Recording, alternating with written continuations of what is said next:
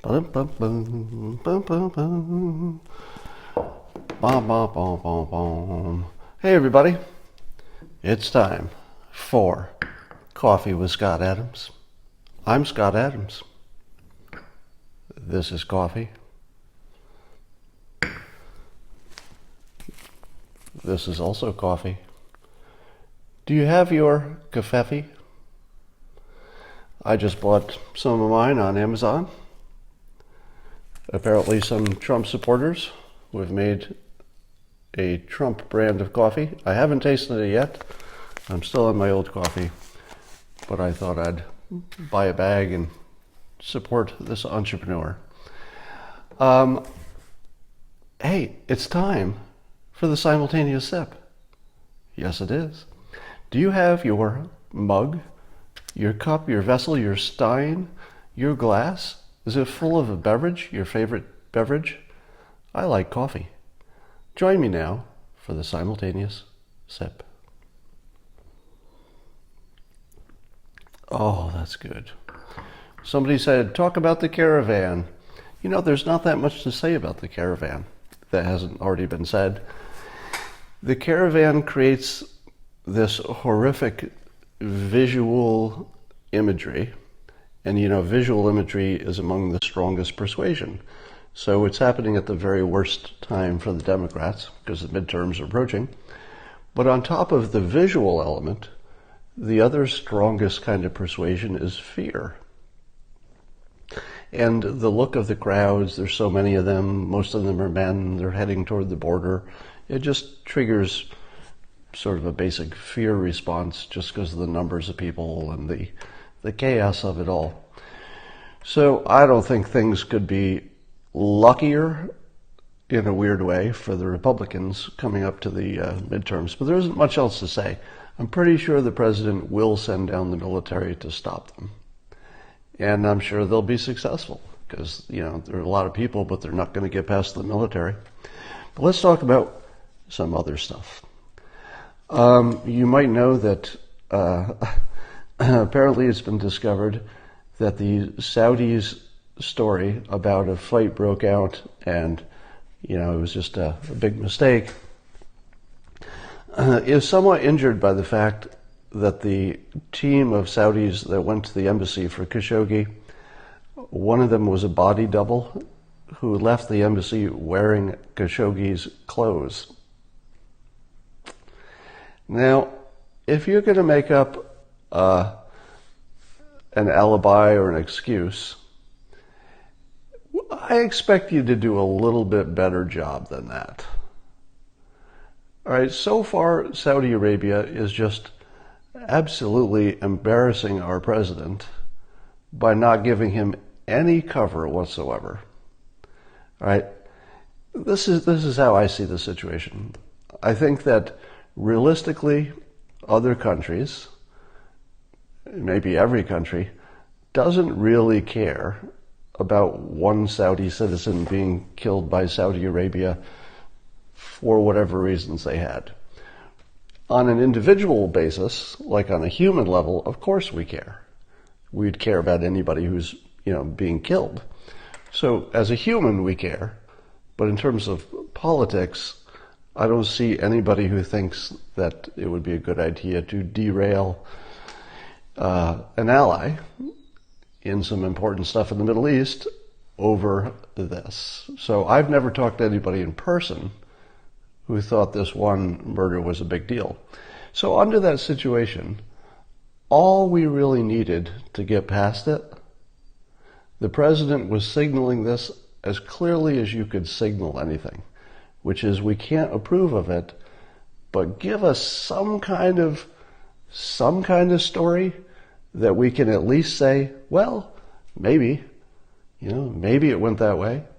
And the only story that would have worked is that there were underlings who planned the entire operation, including killing him from the start. That's the only explanation that had any chance of being sold, which is to say that the Crown Prince didn't directly order it and didn't directly know about it, but somebody below him did directly order it and did know about it. That's the only story that you could possibly sell. Now, I'm not saying that that's true. I'm saying it's the only story you'd have a chance of having any reasonable doubt, because it is actually feasible that the Crown Prince didn't know the details and didn't know it had been ordered by an underling. I don't know how likely, not 100%, not 0%, but at least give us something. But now we see this weak excuse of it was an accident and a fight broke out, and then you see his body double leaving in the victim's clothes. So the whole Saudi thing has just completely turned into an embarrassment for our president, who was really just trying to help, if you know what I mean. He was trying to make this not something that affects our country and try to make it not something that affects the alliance and something that doesn't affect, the larger plans in the Middle East. But man, are they making it hard. They're making it so hard. And then I realized that Rand Paul has taken a strong stand against Saudi Arabia and says something must be done. So it looks like the smart people in this conversation are saying that the thing which could be done is directly punishing maybe royals, maybe leadership people who seem to be involved in the decision making. But I don't know how you identify who they are. I don't know how you'd leave the Crown Prince out of it. If you're the president and you've lost, if you're President Trump and you lose Rand Paul, that's sort of the canary in the coal mine. I've told you before that I have a high opinion of Rand Paul for his independent thinking. So the fact that he's an independent thinker makes it especially powerful when he agrees with the president, because it's not automatic. But he's also especially powerful when he disagrees with the president for the same reason, because he's an independent thinker and he's following the evidence, following his moral inclinations. So now that Rand Paul has said something has to be done, something has to be done, right? Once you've lost Rand Paul, you can't just say, well, let's just move on. I mean, you could, but it's a lot harder. So I'm wondering what the Saudis will say now that the news has come out that the body double left wearing Khashoggi's clothes. If they follow pattern, they will modify their story again, and it will look like this. Well, sure, one of the guys did leave wearing Khashoggi's clothes. We acknowledge that. That's on the camera. But it's not what you think. It was a fist fight. The fight broke out. I think one of the guys punched Khashoggi so hard that he ended up wearing his clothes. And then they're going to say, I think they're going to buy this. I think this is going to work. No, that won't happen. But this whole thing is making me wonder about the cultural differences in what honesty looks like. Does it seem like there's some kind of a cultural thing that's happening here, that the Saudis' explanation sounds ridiculous even to liars? Even people who lie for a living look at that one and say, dude, I lie for a living. I'm a politician. That's all I do. I lie all day. But I don't do that. Whatever the hell you're doing over there, who taught you to lie? You're terrible liars. And this gets me back to a point that I'd noticed, decades ago. I noticed this. Whenever you'd see the Middle East, people who are leaders or representatives in the Middle East talking, I would always say to myself, but wait a minute, the Islamic folks are lying, just like both sides. In a political situation, I take it as a given that all sides are lying all the time. So I'm not going to say that one side is the bigger liars, because in my sense of the world, everybody's sort of lying or exaggerating. They're leaving out things. They're lying by omission. So my sense of the world is everybody's lying all the time. But it seemed as though when the Muslim country leaders were lying, it looked different.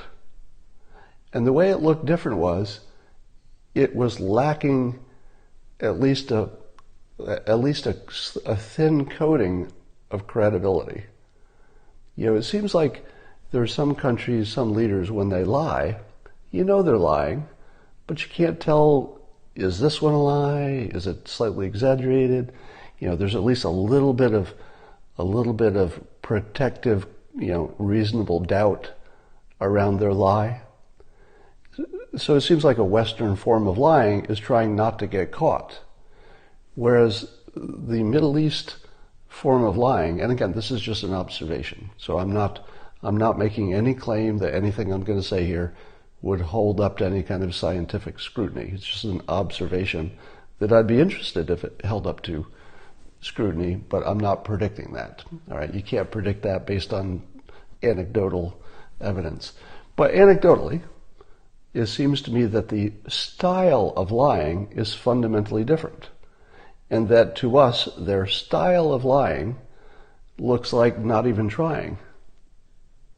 Whereas the Western style of lying looks like you're at least trying to get away with it. That's just an observation. So I don't know if there's a cultural difference there that matters or not. Let's talk about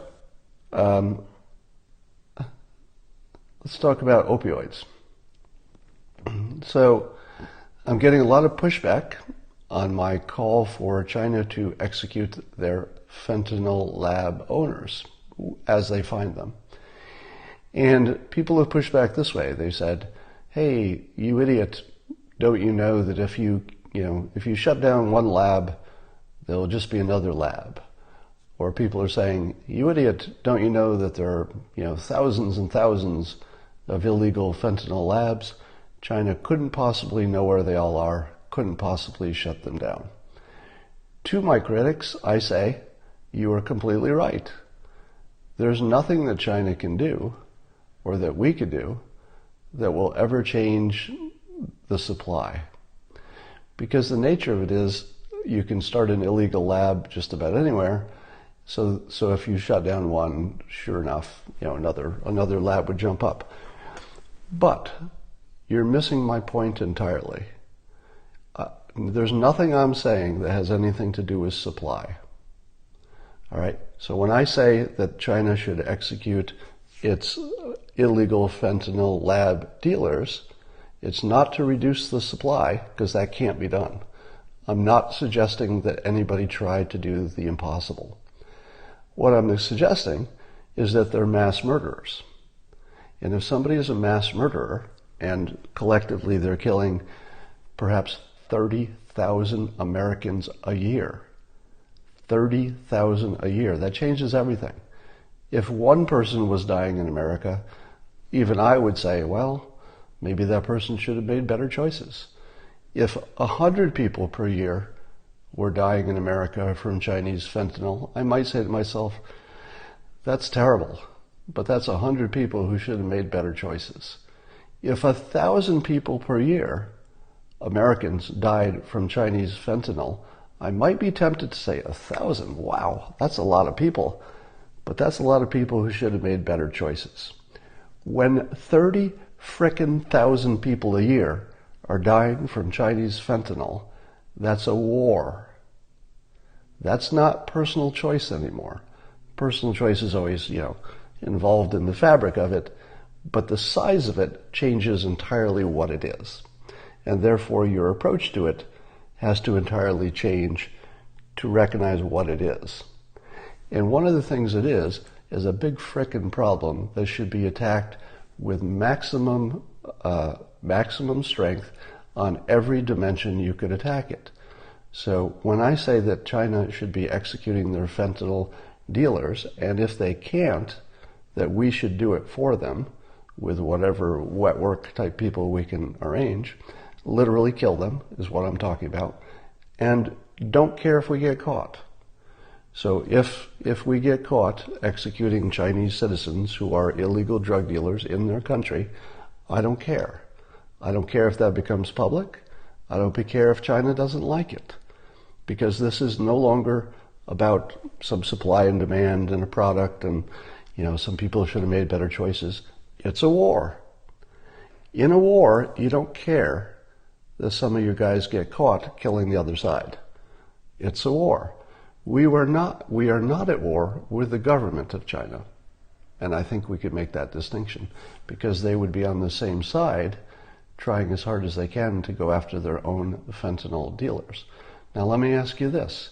If we killed a few of their fentanyl lab owners and China's government found out about it, what is the most likely response? Well, of course, they'd complain and they might make some trouble about it. But the most likely response is they're going to try a lot harder to police their own business. Now, they can't stop all their fentanyl. That's never the goal, because it can't be done. Here's the goal: to send a message about how big the problem is. That's my goal. When I say China should be executing the fentanyl lab dealers, or we should go in and do it for them on their soil, even at the risk of getting caught, when I say that, it's because I'm sizing the problem. I'm persuading. I'm using death of people who deserve it because they're mass murderers and they know it. I'm using their death simply to amplify the message. That's it. I want to kill people who have it coming. They're mass murderers. I don't favor killing any innocent people, ever, period. But people who are mass murderers, we can morally kill if it improves our result. It changes the size of the message. So don't argue with me about supply. If you would like to try legalizing fentanyl in a small trial, I say let's try it. So anybody who's arguing that the problem is on the supply side, I'm not ruling that out. In fact, that's a very good argument, and we should work on that as hard as we can. At the same time, we're helping the world see the size of the problem by executing Chinese fentanyl lab dealers if their government won't do it for them. And by the way, even if China is doing it as fast as they can, and they're really trying to help, if it's not fast enough, we should also kill their fentanyl dealers. Because again, it makes the size of the problem look more realistic. Let me put this in starker terms. There are two dumb opinions on every big policy decision. So whether you're talking about how to treat opioids or climate science or just about any other problem from the urban situations, if you say here's a proposal, and if you say yes, let's do it, or you say no, let's not do it, those are the two stupid opinions. All right, I'll let that hang there for a while. No matter what the proposal is, if it's a big government proposal, there are two stupid opinions, and I'm being blunt here. There's no way to shade it. There are two opinions that are stupid about every major proposal idea. One of them is yes, let's do it, and the other is no, let's not do it. Those are the stupid opinions. Now let me tell you what a smart opinion is. Can we test it small? That's what a smart opinion looks like. A smart opinion says, if you're considering doing this big plan, we don't know how it'll turn out. Nobody knows. Nobody's smart enough. So if you say yes, let's do it, you're stupid. If you say no, let's not do it, you're stupid. Those are the two stupid sides. If you say, is there some way to test this small so that we would have better visibility about whether it would work, that's a smart decision. So when you're saying to me, it's smart or it's dumb to do this or that about fentanyl, you're not part of the intelligent conversation. If you say, is there something we could test in a small scale, and then we'd know whether it's worth considering for large, you're part of the smart conversation. So when somebody says to me, Scott, why have you ruled out, making it legal in some cases so that people could get a safe supply of their drug, and then you work on the addiction problem. And I say, can you trial it? Is this something you can do small? The answer is absolutely yes. So if you can test it, and it has some reasonable chance that it could work, then the answer is you test it. Absolutely. And when the size of the problem is this big, you test every frickin' thing you can think of. You don't leave any rock unturned. The problem is this big. You test, you test. So when you're looking at any big government program, there's some exceptions like, for example, probably something like tax policy is the sort of thing that you either have to do it or not do it. But most things can be tested small. There's almost, I would say 80% of everything can be tested small. And that's the smart way to go every time. You think, and I know how some of you are receiving this.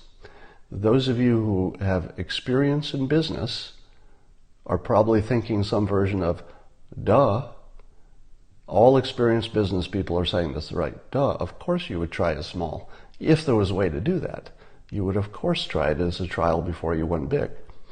But most people don't work for a big company. Most people don't have this kind of experience. The average American doesn't think in terms of, is there a way to do a small trial? As a result, our government does not think in terms of, can we do a small trial? It's kind of rare to see that, isn't it? It's kind of rare to see the government say, we don't know if this is going to work, so we're just doing a small trial, so we'll find out. That's how the government needs to evolve. I think it can and will under a Trump administration. If you hear somebody in the Trump administration say, we don't know if this is a good idea, that's why we're trying it, or that's why we're suggesting somebody tries it, then you know they've evolved. Let's talk about something that's fun and interesting for a change. Oh, and by the way, I'd asked for an expert on my app, the Interface by OneHub app, my company's app. I'd asked for an expert on Suboxone. It's a chemical used to get people off of opioids. And apparently it makes you sick. If you take an actual opioid when you're on Suboxone, I think you get ill. So it keeps you from doing it. But the question is, can you use Suboxone and then wean yourself off of Suboxone, or are you on Suboxone forever? Because it's the only way to protect you from the opioids. So that was my question, and I'm looking for an expert on the Interface by OneHub app to answer that. At the same time, I had done a sort of a public call, and so the Suboxone is something that falls into the category of something that you could test. So the hypothesis is that you could wean yourself off of Suboxone, even if that's not the medical recommended treatment. Under doctor supervision, it would be easy to test that in a small scale test. So I'm wondering if it's been done.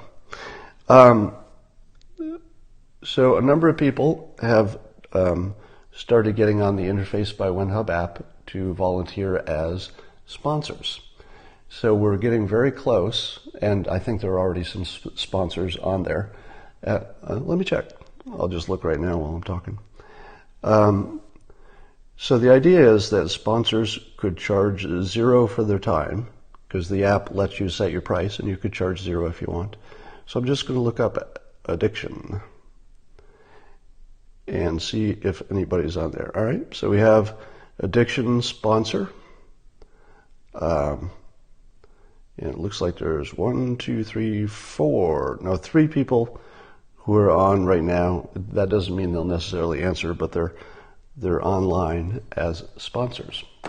So somebody can get somebody immediately. Now, do I know that will work? I do not. I don't know if having more sponsors on an app will save lives. But can it be tested in a small way? Yes. And therefore, you don't have to ask if it will work or won't work. You just test it. That's the smart thing to do, given that the stakes are so high. Now, while we're talking about the ability to test things small, let me talk about something that's really, really exciting, that's happening right before your eyes. And it goes like this. It was not long ago that if you were a citizen and you had a great idea for the government, that idea would just be stranded in your brain, right? If you're just a voter, you're one of, hundreds of millions of people in the United States, you're just a voter and you have a great idea. How could you get your great idea to the government? Well, it was possible. I mean, I'm not saying it couldn't happen, but the average person really didn't have any relationship with the government. That has completely changed. And I'm going to take you to my whiteboard in a moment and show you. You saw it recently, and you've seen it how many times? How many times have you seen the President of the United States, President Trump, how many times have you seen him retweet an idea that came from just a citizen? You've seen it a bunch of times, right? So we know that the President of the United States, on a regular basis, receives the ideas, the framing, the way of thinking of things from the public, and then actually retweets it. It's not an accident, it's happening on a regular basis. And I want to show you that pathway that didn't used to exist. And it looks like this. I apologize for my whiteboard being hard to read. But let's say you're a citizen and you've got an idea and you want to get your idea to the President of the United States. This is how easy it is right now. Now keep in mind that only good ideas are going to get there, right? Bad ideas are going to die a premature death. But there's now a direct pipeline for any good idea to get to the President and to get filtered along the way so that by the time the President gets it, it's already been checked out. In other words, the President won't get the bad ideas. The President would only get the ideas that other people have filtered through. And it looks like this. If you're a regular citizen, and let's say you're sophisticated enough to know the difference between LinkedIn and Instagram, so you know enough about the world, the digital world, that you could find me. How many of you watching the Periscope have sent me a personal message through one of the various social media mechanisms? Those of you who are clever have figured out that I'm on LinkedIn and that I accept as a connection everybody who asks. So you could just connect to me on LinkedIn and send me a message, and what are the odds I would read your message? Almost 100%. So what are the odds that I would read a message if you put it on Instagram? I only have about 6,000 Instagram followers. I'd probably see every one. What are the odds I would see a message if you sent it to me on the Patreon app? So I'm on Patreon. I collect funds to spread my Periscopes into other realms, to turn them into podcasts and stuff. So I use that money for that. How many of you would know that you could send me a message on the app that is used for that, Patreon, and that I would almost certainly, close to 100%, see your message? So people who are comfortable with technology know they can get a personal message to me through probably, 6 to 10 different channels, and that the odds of me seeing it are pretty high. So if you can get a message to me, I have I think 278,000 Twitter followers. So I'm a blue check. So I'm a verified blue check, but on the small side, right? Having a few 100,000 followers is still smallish. But what I do have is larger blue check accounts that do follow me. And they would certainly see my work if something I tweeted was popular. All right? So if you've got a good idea, your ability to get to me or people like me, which are the smaller blue check accounts, is close to 100%. Almost anybody could get to me or somebody who has a small blue check account. If we like the idea, we have filtered it once, meaning that it was good enough that we retweeted it. If we retweet it, it's always going to be at least noticed by the bigger blue check accounts, right? You've seen this in my case, right? If I tweet something and it has, you know, some quality that people want to spread, you'll see it come out of the larger accounts. It doesn't happen often, and it shouldn't happen often, because most of my tweets are not they're not worthy of, you know, the entire world seeing them, but some are. So now the blue checks tweet it. Now what happens when you have this much visibility? Once you reach this much visibility, there's somebody on the president's social media team who's going to see it. And they can tell how popular it is when they see it, because they'll see how many retweets, they'll see how many likes, they'll see what kinds of comments people made. So you saw this with the jobs not mobs idea. So I don't know who actually came up with it. It was a citizen. So some citizen said, you know, a good slogan would be jobs not mobs. I saw that on the internet, and I made a comment about it, that jobs not mobs would be, you know, a good slogan, and it works on a number of levels, and it's persuasion correct and doesn't have any downside. So I said that, and it took a very short time for other larger Twitter accounts and for lots of other people to retweet it. It took 6 days, I counted, from the time that I saw a citizen with a good idea to the time it percolated up and came out of the president's Twitter account. This is not the first time that you've seen this happen. And I think there is something special about this administration, because obviously the tools have been here for a while, but there's something about this administration that makes you think participating matters. Because the president does this so often, you can feel, here's the key point, because the president so often will take a good idea that comes from the base and amplify it, you can feel the connection. It's like a real thing. It's not a concept that could work in theory. It's something we observe on a regular basis. So you're watching the most connected president you've ever seen in your life, who is essentially A/B testing on a continuous basis, and he's part of a system that does it for him. So the bad ideas don't go very far, because I won't retweet them, and then these people never see them, and he just never sees them. But if it's good enough to get the attention of somebody with a smallish account, it could make it all the way to the top. So that is a big, big change in society. It unleashes the best ideas in the world that could be coming from the people who are closest to the problem. So when you see me doing these periscopes, and I know some of you, were complaining that you've seen too much on the opioid situation. The ideas that I'm putting forth are that we should be trying everything on the opioid crisis.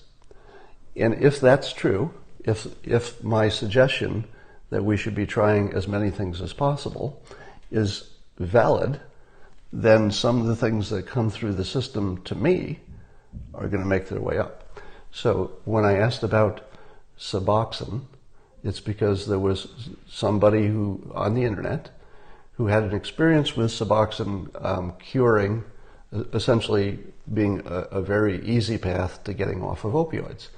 But I didn't know if that was something that other people could experience too. It might have been something specific about this person. And so I raised the question because it was such a good question.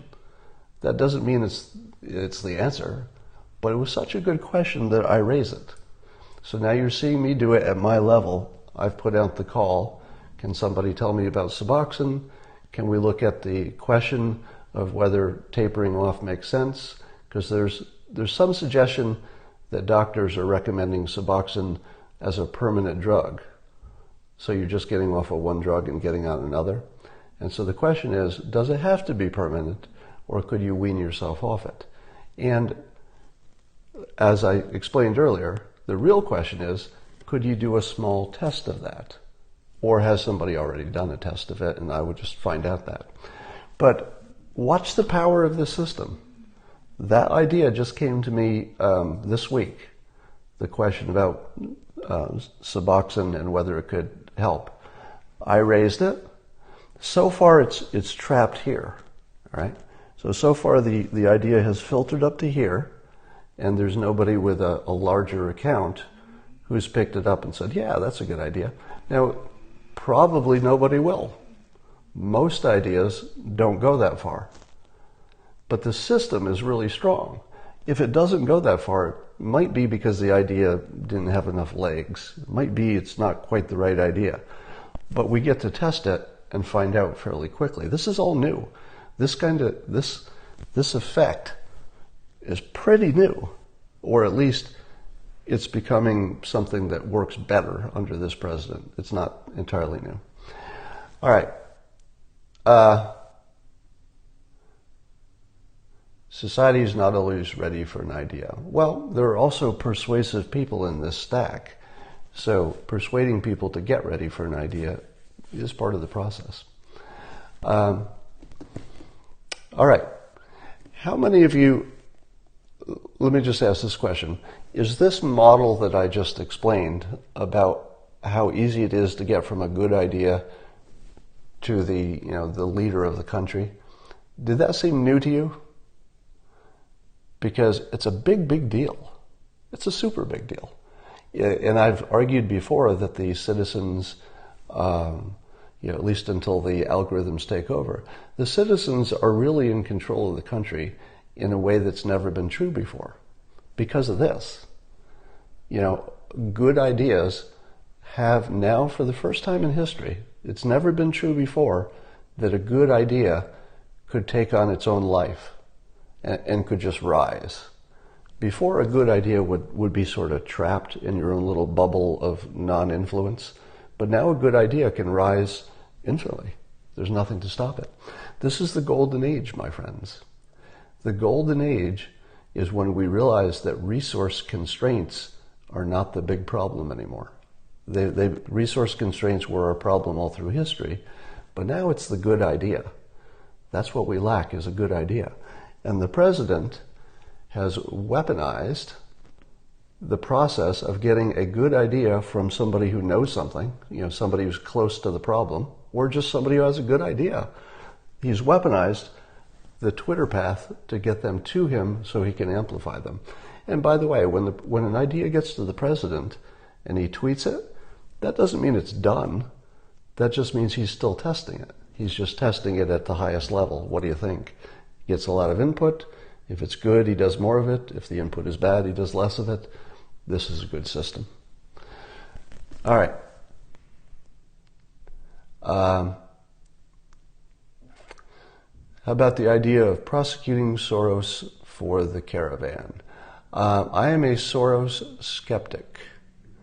I can be convinced that Soros is some kind of an enemy to the world.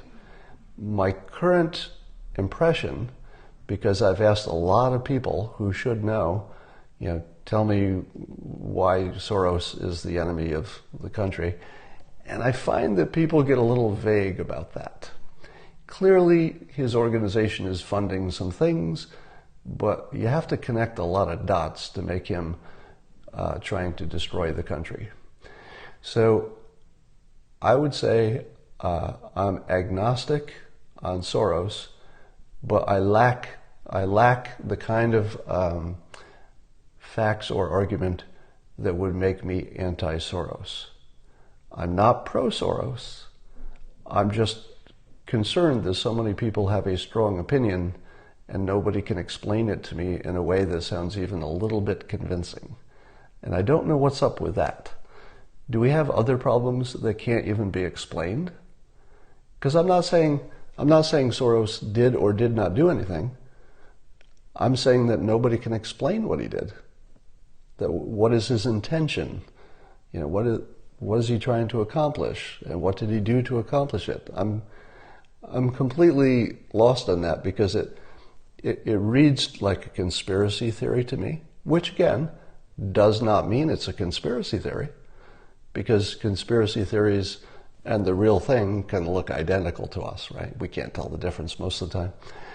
But Why have we gone so long? I'm pretty well informed, right?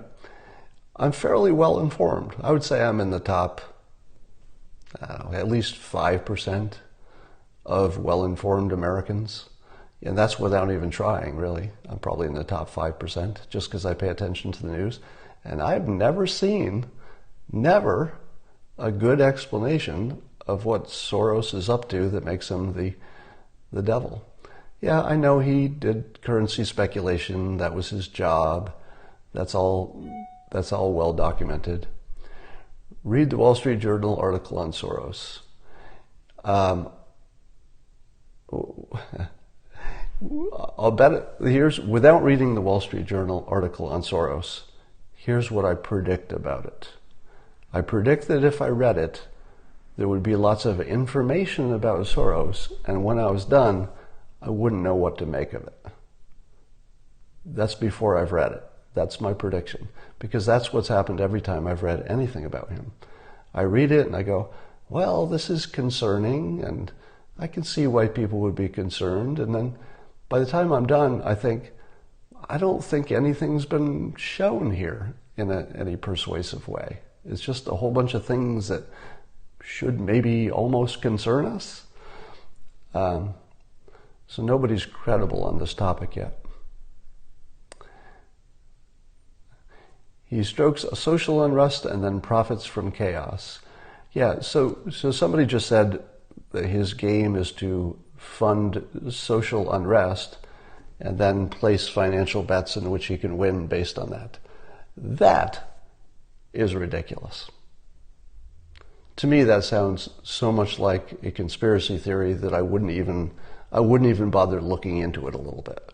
Like, it's too ridiculous on its surface that even if there was an article that purported to tell you about that idea, I wouldn't even read it, honestly. That would be too far beyond the believable. So I'd need something a little more solid than that. He is funding most, if not all, of the lefty groups. Well, okay. Do you know who else favors a lot of the lefty groups? Democrats. Is there some reason that he can't fund lefty groups? Oh, Cory Booker. Let's talk about Cory Booker. Let's leave.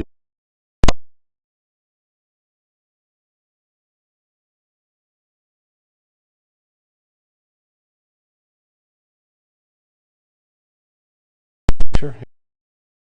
Here we go. Come back to me. So there's a report in the media that I consider very low credibility. And there's a man who says that Cory Booker tried to grope him in a restroom or something. Now, my interpretation of that claim is that it's very unlikely. Very unlikely. But the context is, I think I'm back now. The context is that Cory Booker was on the team that was saying, accusers, in particular women, should be believed. I think the audio is back now. I think your comments are behind the actual. So somebody tell me if you can hear me again, because I believe that my audio is back. So the accuser doesn't sound credible to me. Very much like the Kavanaugh multiple rape party accuser didn't really sound credible on the surface. Doesn't mean it's false, but it just doesn't sound credible.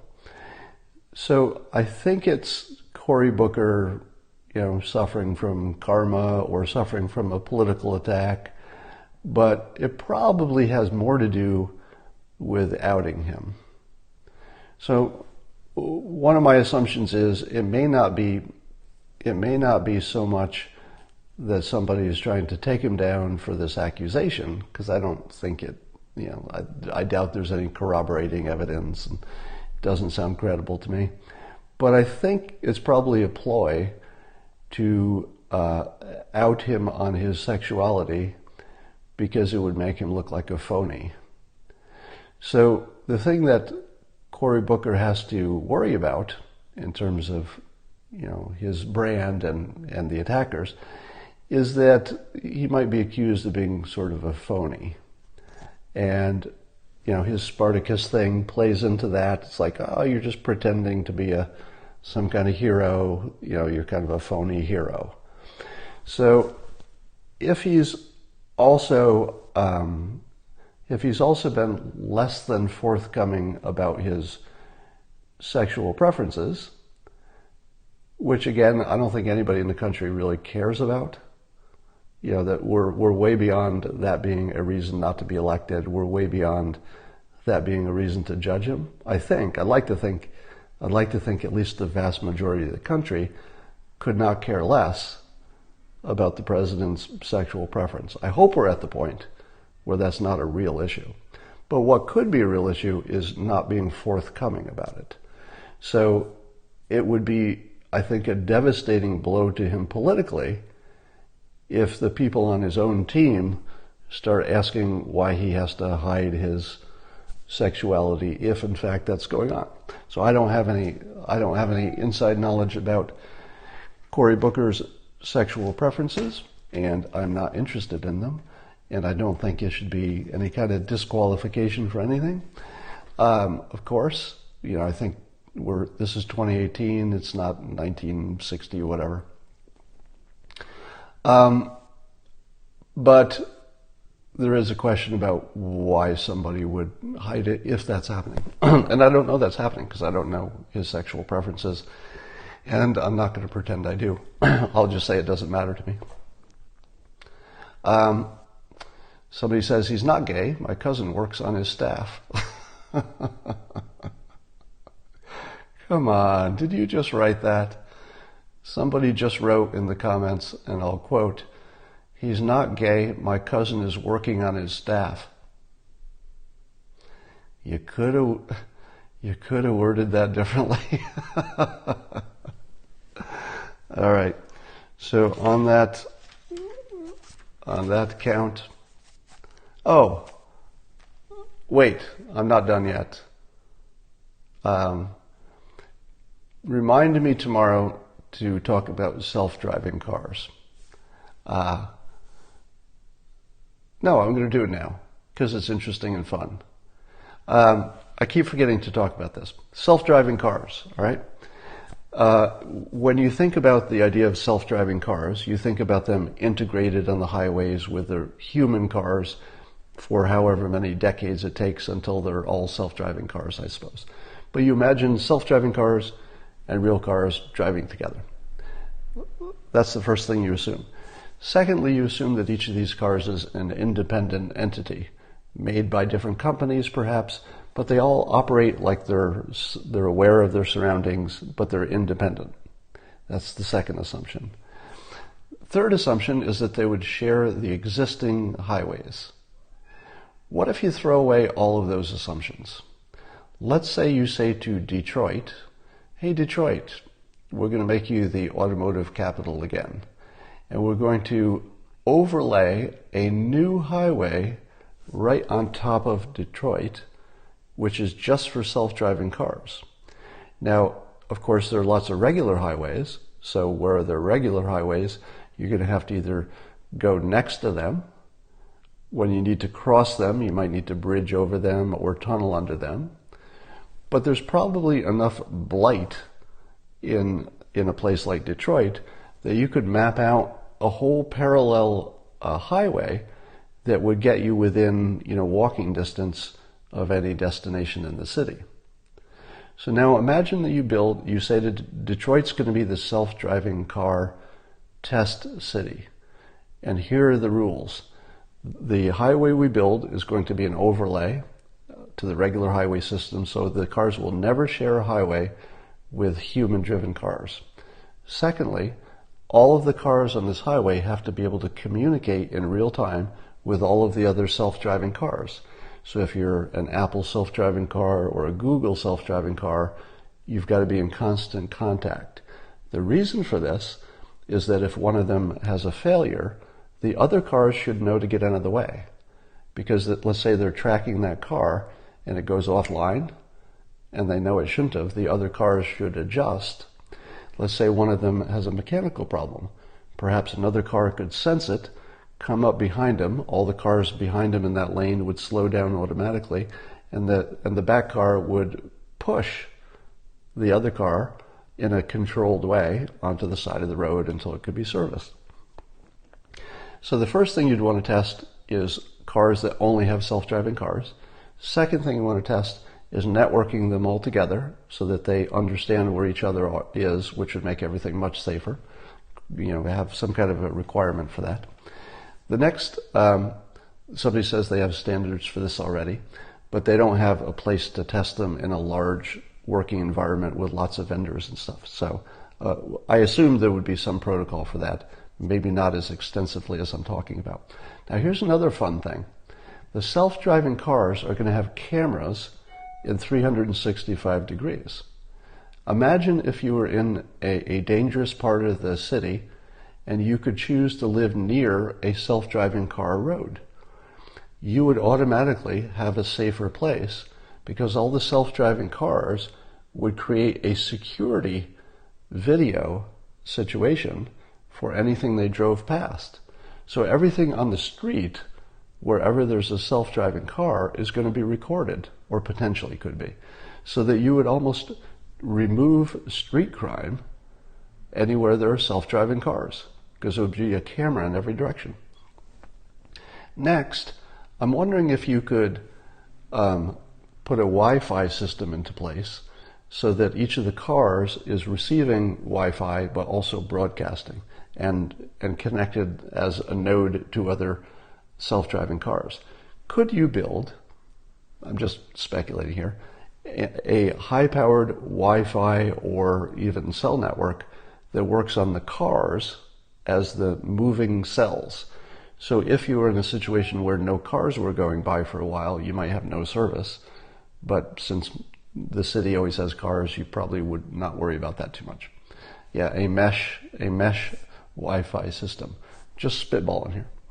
Now, if you could build this system, the people who live near these self-driving cars, assuming that they're the kind that can be shared, so it's like Uber but self-driving cars, those people would have full transportation at a low cost, especially if it's being tested in the city. They'd have Wi-Fi, they'd have more security. It would bring the automotive business into Detroit. And Detroit seems like a good place to test because you have infrastructure and you have 4 seasons. So you'd want to test these cars in an environment in which it snows, it gets hot, it gets cold. Detroit. So I'm just going to put that out there as a suggestion that Detroit should become the new motor city, but for driverless cars, and that all the companies that are working, no matter where else they're working, should put a facility in Detroit. This assumes that Detroit thinks it's a good idea, and figure out a way to build a test roads in Detroit that could start small. Maybe it's just a few roads, and then they build them as they go. Maybe you need to do some tunneling to get around the existing structures. So you bring in the boring company. You bring in Elon Musk's boring technology that makes tunnels cost effectively for just those places you need to get around something or under it or over it.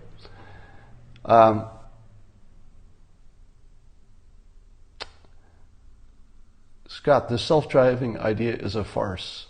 Well, you left down all the reasons. I would say that self-driving cars are a guarantee. There's no chance that it won't happen. So whatever you're calling a farce, I would certainly be on the opposite end of that opinion. Yes, and bringing this level of industry in would create a whole range of jobs from the high-end engineers to the laborer level, because you'd still need to repair a lot of cars, you'd need to build a lot of roads, so it would be a massive infrastructure, transportation, jobs program, and at the end of it, you'd have this vibrant motor city Detroit again. So I'll just throw that out there as an idea. All right. Scott, natural language processing isn't even there yet. I don't know what that has to do with anything. Yeah, self-driving cars are all over Mountain View, for example. So Mountain View is testing, and we'd still need to test the self-driving cars in places where, it's going to be integrated with other cars.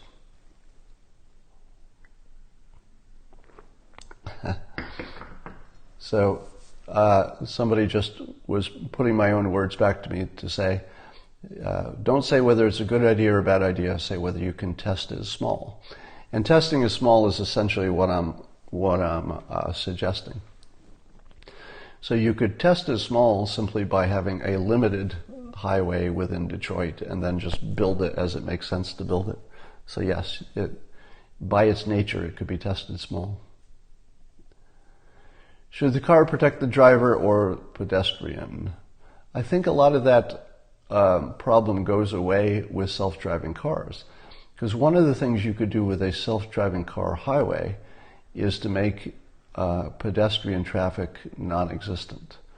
So for example, if you're going to build a self-driving car only highway, you might make sure that you have pedestrian tunnels under all of them or crossways over them, and you just get rid of the pedestrian question altogether. They don't work in snow. Well, that's what you'd be testing. So self-driving cars will be a choice, right? For the foreseeable future, yes. I think self-driving cars will be a choice in the same way that owning a smartphone will be a choice. It'll seem like a choice early on, but eventually it'll be just the only way people do things because it will be so much better. There's no way that human-driven cars will be able to compete in the long run.